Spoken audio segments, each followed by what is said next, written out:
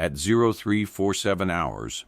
December 17, 1944, a frozen logging road outside Honsfeld, Belgium. Corporal Eli Voss didn't hear the mortar round. He felt it, a slap of pressure, through the ground, through his boots, up into his teeth. Snow came down sideways, blown flat by wind that had been screaming through the pines since midnight. Somewhere to his left, a man was shouting a name that wasn't being answered anymore. The cold had a weight to it that night, the kind that settles into a man's joints and makes every motion feel half a second slower than it should be. And in a firefight, half a second is the difference between a man who walks away and a man who doesn't. Voss pressed his back against a dead birch, breath-fogging white, and counted. 3 seconds. 5. The German machine gun crew that had been chewing up the road ahead had gone quiet. Not retreated quiet. Listening quiet. That was worse. He gripped the weapon slung across his chest, a Thompson that didn't look like any Thompson should. The barrel was too long. There was a boxy attachment bolted just forward of the receiver, ribbed metal, clearly not factory. The drum magazine beneath it looked swollen, overbuilt, wrong. Frost had crusted along the seams, where two metals that were never meant to meet had been forced together and welded by hand. A voice crackled over a captured German radio, set two men down the line. Their interpreter, Private Sol Greenberg, frozen mid-translation. "Sir, they're saying something." Repeating it. "Der Teufel hat einen Bessen." "What's that mean?" Someone hissed. Greenberg's face had gone the color of the snow. "The devil has a broom." Nobody had an answer for that. Not yet. Voss closed his eyes for 1/2 second. Behind them, he saw not the forest, not the war. He saw a machine shop in Dayton, Ohio, grease under his fingernails, a P-47's wrecked nose cannon laid out on a workbench like a puzzle nobody else wanted to solve. Hold that image. You'll want to remember it. Because in about 4 hours, that machine shop memory was the only reason 11 American soldiers were still going to be breathing. The mortar fire stopped completely. Silence pressed down on the road like a hand. Somewhere out in the dark, boots crunched on frozen snow, slow, deliberate, many of them, and beneath that, almost too faint to be sure of, the metallic clink of equipment shifting on dozens of advancing men. Voss had learned to count footsteps in his sleep these past 2 days. What he was counting now didn't sound like a patrol. It sounded like a platoon, maybe more, and it was moving with the unhurried confidence of men who believed this stretch of road already belonged to them. Voss raised the modified Thompson, thumbed something that wasn't a Thompson part, and waited. Cut to 4 hours earlier. None of this made sense yet. It would. To understand why a corporal from a transportation support company was crouched in a freezing ditch holding a weapon of his own design, you have to understand what was happening to the United States Army in the Ardennes that week, and just how badly the standard issue American rifle was losing. December 16, 1944, the Germans had launched the offensive that would become known as the Battle of the Bulge. 16 divisions, hundreds of tanks, crashing into a thinly held American line stretched across 85 miles of Belgian and Luxembourg forest. The attack had caught the Allied command almost entirely by surprise, exploiting a quiet sector that intelligence officers had assumed too rugged, too forested, too logistically difficult for the Germans to use as a launching point for anything serious. That assumption had been wrong, and American units up and down that line were paying for it in real time. Voss's unit, a forward logistics detachment attached loosely to the 99th Infantry Division's flank, had been ordered to hold a crossroads outside Honsfeld until armor could reinforce. The armor never came. What came instead was the 1st SS Panzer Division, Kampfgruppe Piper, moving fast, moving mean, and moving straight at them. Hold that number. 600 yards. That's roughly how far a German MG-42 could lay down accurate fire across open ground, 1,200 rounds a minute, a buzzsaw sound that every GI in Europe learned to recognize and fear in his sleep. Now hold this number against it. 100 yards. That's the effective range most men trusted from a Thompson submachine gun in a real firefight, further if you were generous.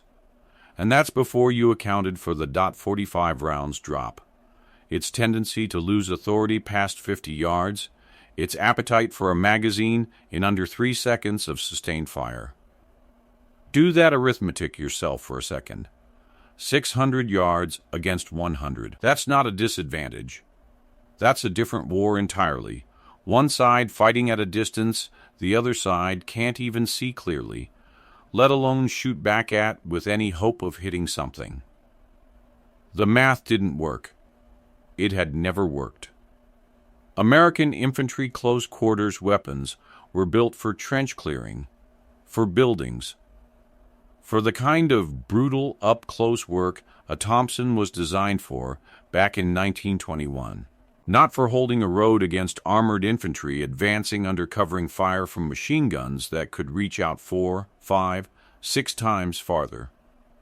Captain Russell Hadley, the officer who'd inherited command of this scattered crossroads defense, had tried the conventional answer twice already. Twice he'd pushed a bar team forward to suppress the German gun positions. Twice the team had been pinned, one man wounded, the gun never silenced.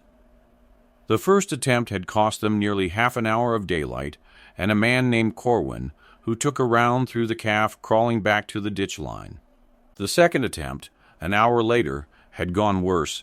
The bar gunner himself had been forced to abandon the weapon entirely when German fire walked close enough to put splinters of frozen earth into his eyes. "We don't have the reach," Hadley had said flatly to his sergeant, loud enough for the men nearby to hear.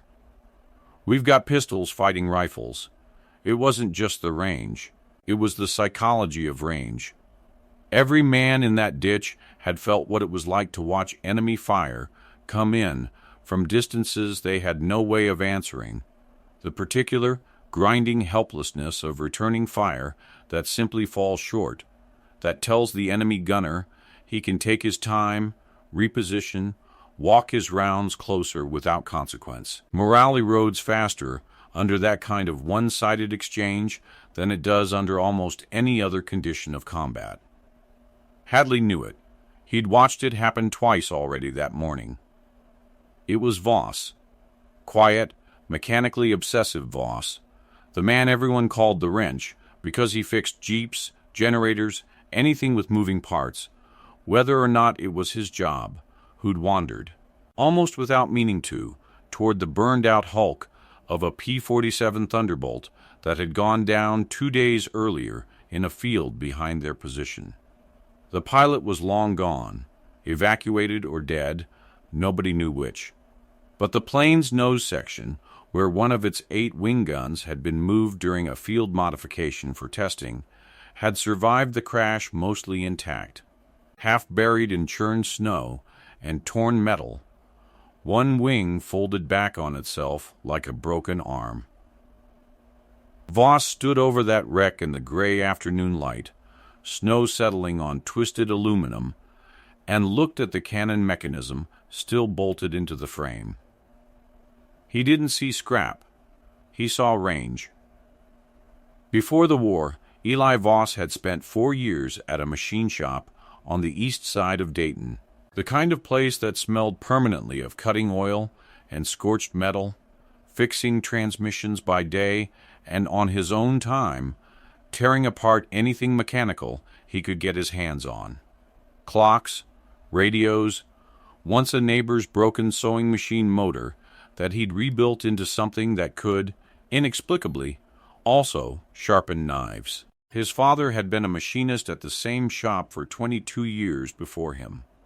Eli had grown up being handed wrenches before he could read, sitting on an overturned crate by his father's bench, while the old man explained, patiently, why a gear with the wrong number of teeth would strip itself apart inside a week. When the draft came, the Army looked at his file, saw machinist, small arms repair experience, and assigned him to a logistics and ordnance support company. Not infantry, not by trade, but close enough to the front in the chaos of late 1944 that the distinction barely mattered anymore. He'd patched together more rifles, fixed more jammed Brownings, and rebuilt more truck engines in 6 months than most men touch in a lifetime. The men in his unit had stopped asking him to fix things and started simply handing him broken equipment with a shrug, the way you'd hand a doctor a child with a fever. What nobody had assigned him to do, what he'd started doing almost as a private compulsion, the way some men sketched or wrote letters home, was study captured and downed enemy and Allied aircraft weapons whenever he found them. He'd spend off hours crouched over wreckage other soldiers walked past without a second look, tracing belt feed mechanisms with his fingers, working out by hand how a wing-mounted cannon timed its fire through a spinning propeller, how its recoil system was built to survive forces no shoulder-fired weapon was ever designed to handle. He carried a small notebook, its pages gone soft and gray from handling, filled with sketches of bolt mechanisms and feed ramps that meant nothing to anyone who looked at them except him. The P-47's gun was a .50 caliber Browning M2 aircraft variant, shorter, lighter than the ground version, built for a different kind of mounting, but the bolt and feed geometry were close enough to something Voss had memorized down to the dimension. He'd seen the math the moment he laid eyes on it. Take the barrel assembly and feed mechanism, and there might be a way, just barely, to marry its reach to a frame a man could actually carry and fire from the shoulder. He requisitioned tools nobody asked questions about, a hand-viz, files, a small portable forge borrowed from the motor pool under the pretense of repairing truck axles. He scavenged the aircraft gun's barrel jacket, cut down and rebored to take a different round. A section of recoil buffer spring salvaged from a wrecked half-track stabilizer mount, the bolt face reworked by hand with a file, by lamplight in a tent that smelled like cordite and kerosene, over 2 nights he barely slept through. Every measurement he took twice. Every cut he made slow, because a machinist's first lesson is that haste is how you turn a part into scrap. The trade-off was brutal, and he knew it going in. The modified weapon, still built around a Thompson's lower receiver and stock, because that was the only frame strong enough and familiar enough to control, gained range and stopping power it had never been designed for. It lost almost everything else. Weight nearly doubled, dragging at the sling until his shoulder ached just from carrying it unfired. The drum magazine, reworked to feed a hybrid round he'd hand-loaded himself by trimming and reseating .50 caliber projectiles onto a shortened case, held barely 20 rounds where a standard Thompson held 50. Cyclic rate, once he finally got it timed correctly, climbed to something closer to 900 rounds a minute. Savage, almost uncontrollable, more aircraft cannon than submachine gun in its temperament. He'd have no stealth left at all once it fired. The sound alone would announce his position to half the front, and no margin for a sustained fight. 20 rounds meant every burst had to count. The near failure came on the second night. Testing the bolt under tension without the buffer spring seated correctly, the mechanism slammed forward with enough force to crack the receiver housing along its weld line. A 2-inch shard of metal opened a gash along Voss's forearm before he could get his hand clear. He sat there in the dark, blood running into the snow, staring at the cracked housing, and for almost a full minute he thought about quitting. Every part of this project had been built on stolen time and scavenged metal. One bad weld line and 2 nights of work were scrap in his lap. Then he reached for the welding torch instead. Captain Hadley found him the next morning, weapon laid out in pieces on a tarp, and very nearly confiscated the whole project on the spot until Voss, wordlessly, loaded the rebuilt drum, stepped outside the command tent, and put a 5-round burst through a fence post 40 yards out that a standard Thompson round would never have reached, let alone destroyed. Hadley looked at the splintered post for a long moment. Snow drifted down between them, and for several seconds neither man said anything at all. "Get it test-fired properly," he said finally. "Then get back to your post." Voss never got the chance to test-fire it properly. The Germans didn't wait. The first complication arrived with the weather.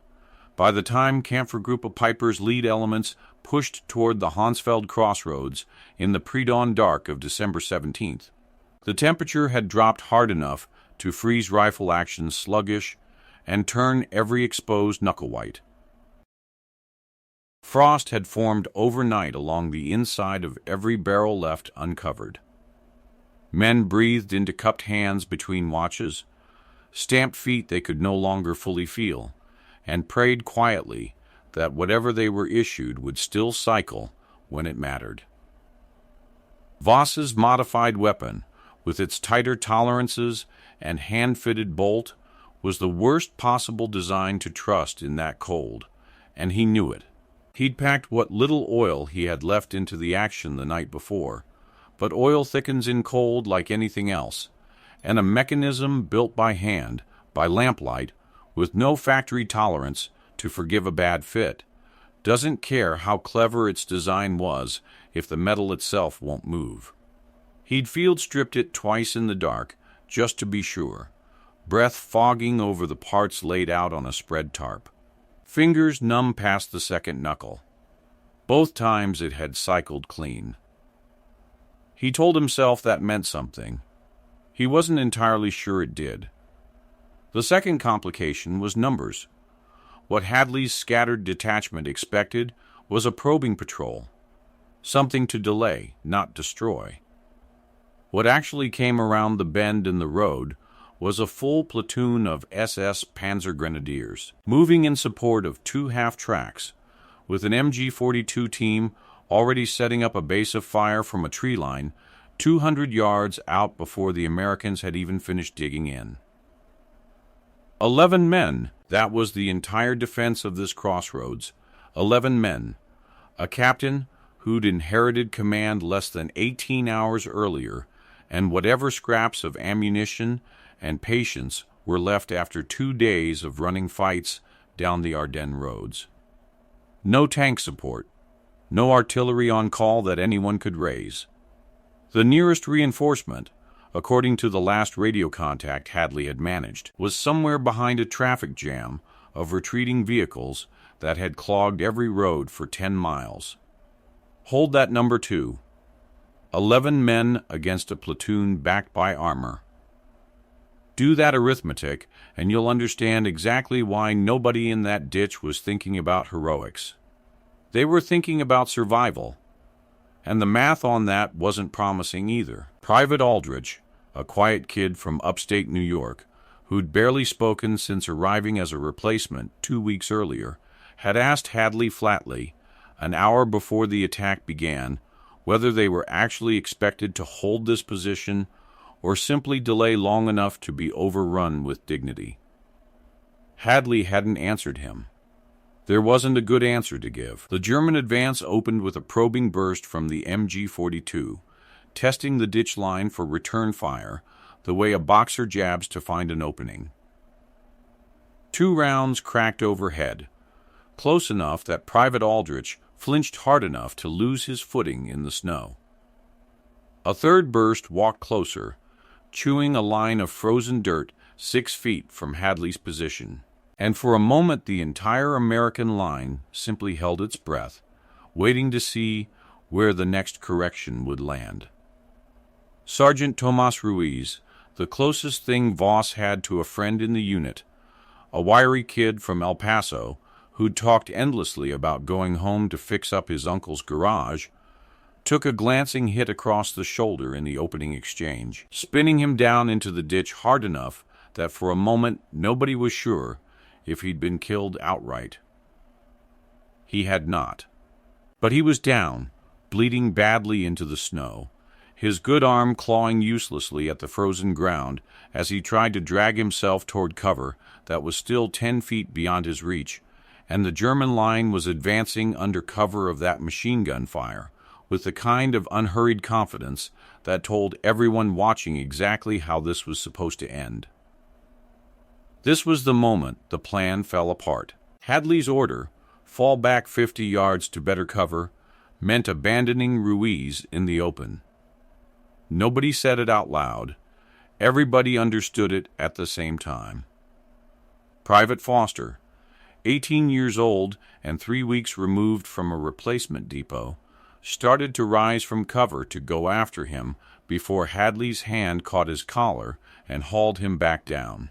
"Not yet," Hadley said, and the word "yet" hung there like a promise nobody could guarantee. On the German side, that confidence had a name behind it. Untersturmführer Klaus Brenner, a young SS platoon leader who had fought through Normandy and the retreat across France, had heard the rumors filtering down from a forward outpost 2 nights earlier. Something about an American weapon that didn't sound right, didn't fire like anything catalogued, that had apparently put a burst clean through a fence post at a range no submachine gun should manage. Brenner had laughed it off to his men.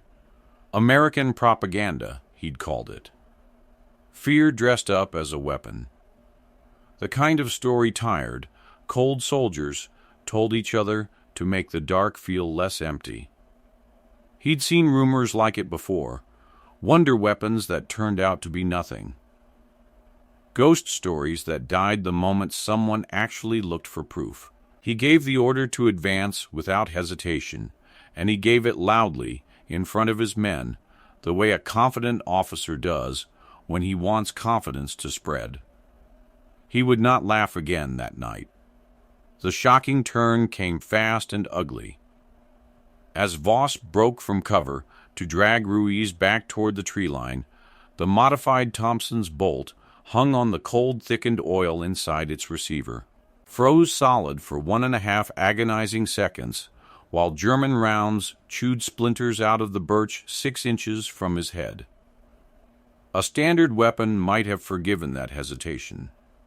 This one, stripped down and rebuilt by hand in a tent 2 nights earlier, did not forgive anything. Voss slammed the charging handle with the heel of his palm, felt something grind, and the bolt finally seated home with a crack loud enough that for half a second he thought the receiver had failed again. It hadn't. Behind them, Greenberg was shouting that the half-tracks were repositioning to flank from the south tree line, a second avenue of attack nobody had accounted for. Support troops emerging from a logging trail that wasn't on anyone's map. He'd caught it on the radio half a minute earlier, a clipped exchange between 2 German voices he'd barely had time to translate before the meaning hit him. They weren't just pushing the road. They were closing a pocket.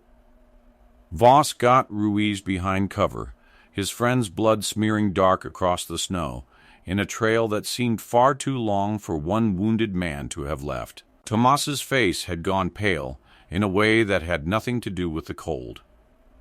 "Leave me, Voss. Get the gun working. Shut up, Tomas." There was no falling back now. The road behind them led nowhere safe. Hadley's radio call for armor support had gone unanswered for 40 minutes, and the only clear ground for 50 yards in any direction was the open road the Germans already owned with that machine gun. Hadley, crouched 2 positions down, had stopped shouting orders entirely. There was nothing left to order. Every option that existed 20 minutes earlier had closed, one by one, like doors slamming shut down a hallway, until the only door left open was the one in Voss's hands. A weapon that had never been fired in combat, built from parts that had nearly killed him once already. Against a fight he had no real reason to believe he could win. Voss looked at the weapon in his hands, looked at the tree line where the MG-42 crew sat dug in, untouchable at this range by anything else his unit carried. He thought, for one strange and almost detached second, of his father's voice in that Dayton machine shop. A gear with the wrong number of teeth strips itself apart inside a week. He had built this thing right. He had to believe that now, because there wasn't time left to find out any other way. Then he stood up. Voss came up out of the ditch firing. The modified Thompson screamed. There is no gentler word for the sound 900 rounds a minute makes when it's built from an aircraft cannon's bones.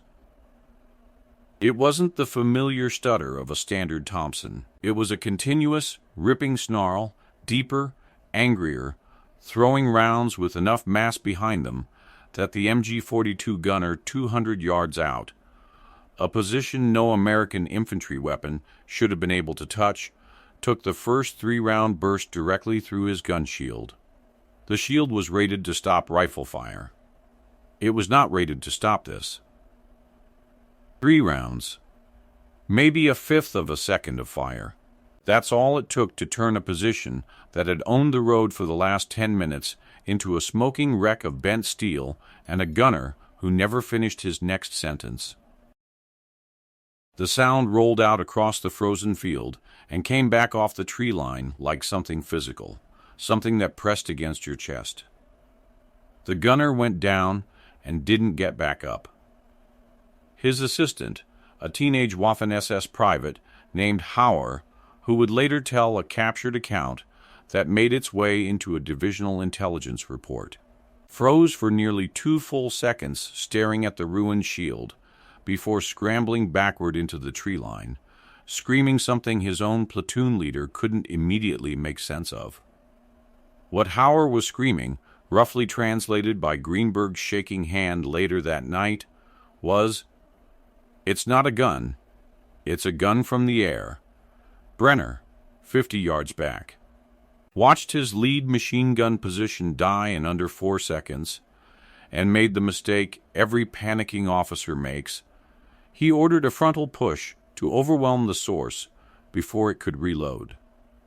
8 men broke from cover and ran, boots kicking up powder, rifles up, screaming the kind of charge-forward yell that's meant to drown out fear rather than answer it. Voss put the drum's remaining rounds into them in 2 ragged bursts, the recoil hammering his shoulder hard enough to bruise bone, the barrel climbing with every shot in a way he had to physically fight to control. This was not a weapon built for finesse. Every burst was a wrestling match between Voss's grip and a mechanism that wanted to climb skyward with each round fired. 3 Germans went down in the open snow. The rest scattered for the tree line, diving, rolling, anything to get out of a field of fire that had no business existing at that range, and for one suspended moment, it looked like the road might actually hold. Then, the drum ran dry. 20 rounds. Gone in under 6 seconds of real fighting. 20 rounds. That's all the hand-built ammunition Voss had managed to load into that drum 2 nights earlier, every one of them trimmed and reseated by hand under lamplight, and every one of them now spent in less time than it takes to read this sentence aloud. This was the fake-out, the moment every man on that crossroads believed they'd won. Right before the south flank half-track opened up from the logging trail Greenberg had warned about, raking the ditch line with autocannon fire that chewed bark off the birch trees and forced everyone flat into the snow. Bark and splinters rained down across Voss's back as he hit the dirt. Somewhere behind him, Greenberg was shouting a range estimate nobody had time to use. Voss's weapon was empty. His hands, half frozen, fumbled the reload, the hand-built second drum. The only spare he had, the one he'd packed unevenly in the dark 2 nights before, because his fingers had already been numb even then. It jammed half-seated. For 3 full seconds, Corporal Eli Voss knelt in a frozen ditch in Belgium with an empty weapon, a wounded friend behind him, and a German half-track walking fire down the tree line toward his position, and there was nothing in his hands but a piece of metal that wouldn't feed. 3 seconds doesn't sound like much. In that ditch, with that fire walking closer with every burst, 3 seconds was an eternity with a clock running backward. He didn't panic. He'd built this thing with his own hands. He knew exactly where it could fail, because he was the only man alive who'd ever watched it fail before. He drove his palm into the drum's base, felt the misaligned feed lip catch and snap into place, and came back up firing into the half-track's open gunner position at less than 60 yards. Point-blank range for a weapon built to reach 600. The gunner never got off another burst. Brenner, watching his platoon's attack disintegrate into a position he could no longer command, no longer trust, no longer even fully see through the snow and smoke, gave the order to withdraw. It would later be recorded, in the division's own after-action notes, as a tactical repositioning. Around him, men who had advanced 20 minutes earlier with rifles up and confidence intact were now dragging wounded comrades back toward the tree line at a dead run, throwing fearful glances over their shoulders at a ditch line that had, by any rational accounting, no business holding against them.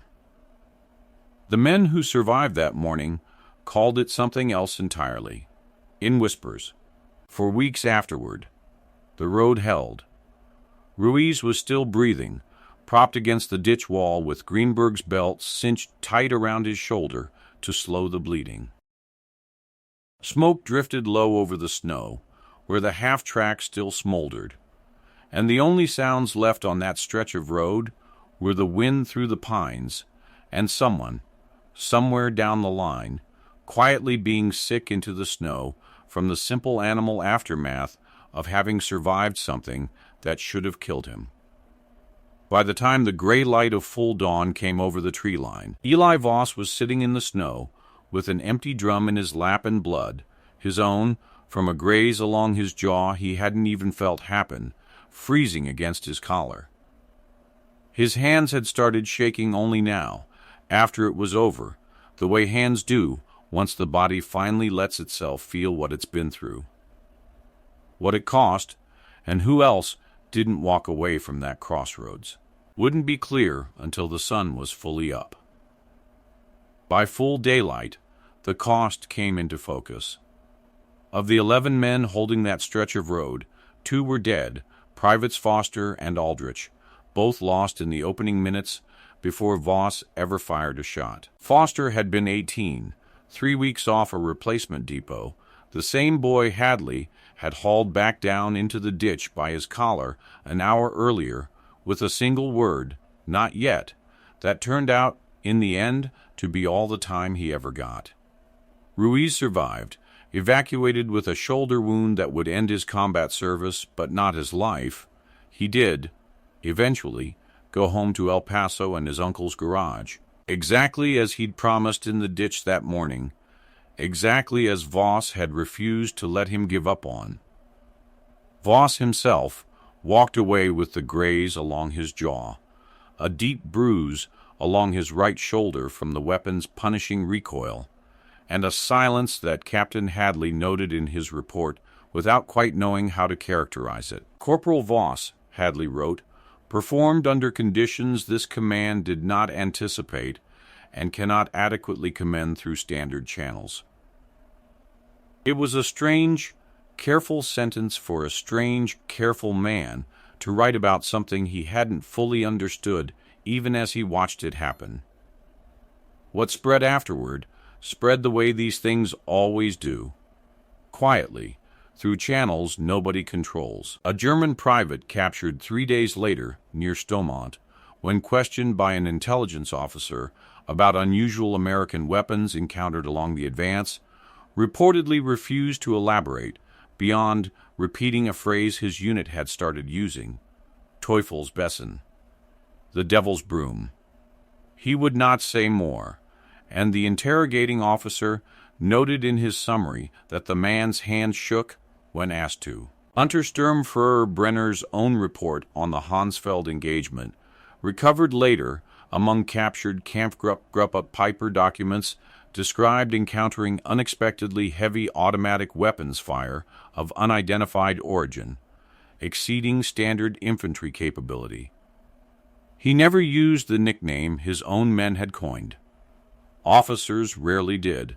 There's a particular kind of pride that won't let a man write down what frightened his soldiers, even when he felt it too. But the name outlived the man who refused to write it down, passed soldier to soldier down a retreating line, through a winter that would not end for another month of brutal fighting across the Ardennes. Voss never spoke much about that morning afterward, not in letters home, not to the men who asked. What he carried with him, literally in his kit, through the rest of the war, was the cracked and re-welded receiver housing from that first failed test 2 nights before the battle. He kept it the way some men kept a photograph. A reminder, maybe, of exactly how close the whole thing had come to never working at all, and of 2 names, Foster, Aldrich, that no weapon, however well built, had been fast enough to save. That strange sound on the radio in the hook, Der Teufel hat einen Bessen, wasn't superstition dressed up as fear.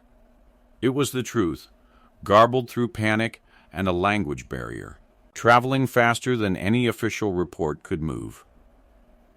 The devil didn't have a broom that morning outside Honsfeld. A mechanic from Dayton did, and he'd built it himself, by hand, in the freezing dark, 2 nights before he ever expected to need it.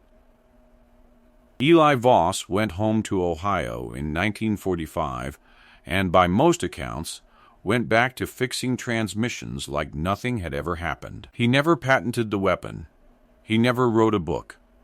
The only record of what he built lives in a handful of after-action reports and the memory of men like Tomas Ruiz, who never forgot what was in his hands when he went down in that ditch. No museum has the receiver he carried home in pieces. No plaque marks the crossroads outside Honsfeld where it happened. The only thing that survived, really, is the story, the same way it survived that morning in 1944, passed soldier to soldier faster than any official report could move. So here's the question. If you were holding a weapon you'd built yourself, one you weren't sure would survive its first real fight, would you have stood up out of that ditch? Tell me in the comments which enhanced weapon merge you want covered next. Some men go to war with a rifle. Eli Voss went to war with a workbench in his head, and on one frozen morning outside Honsfeld, that was enough. If this story moved you, hit subscribe. There are more soldiers like him still waiting to be remembered.